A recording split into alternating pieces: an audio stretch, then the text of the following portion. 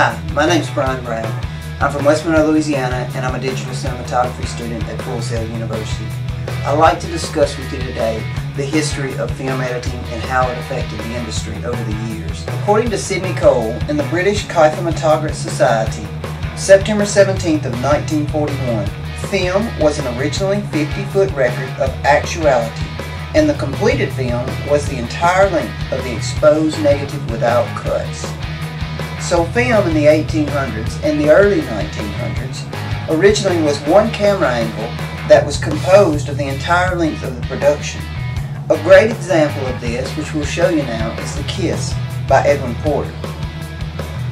In the early 1900s, when the length of one record or negative was over, the actors literally had to stand still in one spot and wait while they changed the film.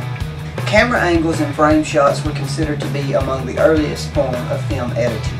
It is thought that the earliest form was discovered by accident when, while changing the film or record in between, the camera was accidentally dislodged, giving the shot a different angle. Many believe that D.W. Griffith was one of the first filmmakers to use the close-up and the fade. As you can see in this film, he was a pioneer in his field. Montage editing was introduced in the 1920s and was also an early form of editing that dealt with the time and space continuum.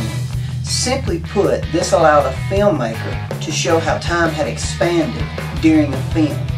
While this style of editing continued for many years, one of the other forms was they went back to the original idea. Instead of having several still shot cameras, now with the development of cameras that filmed motion, they put several cameras and shot the same angle. However, one has to consider the economic impact of the Great Depression.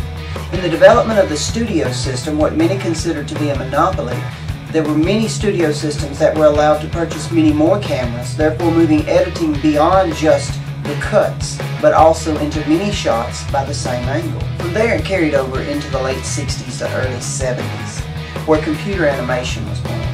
The continuing advancement and development of computers allowed for computer engineers to begin to design some of the first computer animation programs available. George Lucas, by far a pioneer in his field, released the first Star Wars in 1977.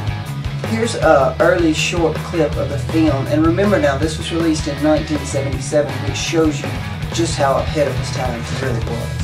While the industry world began to recognize the prowess of computers, the economy again rebounded in the early 1980s, allowing for filmmakers to delve further into animation and the advancement of nonlinear editing systems.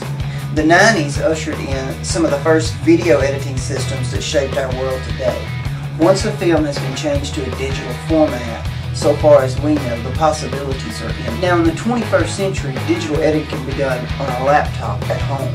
With programs like Avid and Final Cut, Casablanca, After Effects, Animation Studio, many consumers are learning what was once held as elite.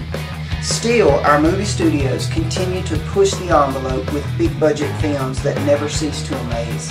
Here again is an example of that in the recently released film Avatar. In conclusion, I hope you can see that the driving force behind film editing is the free spirit and determination that lives inside the artist of every filmmaker out there. Thank you for your time.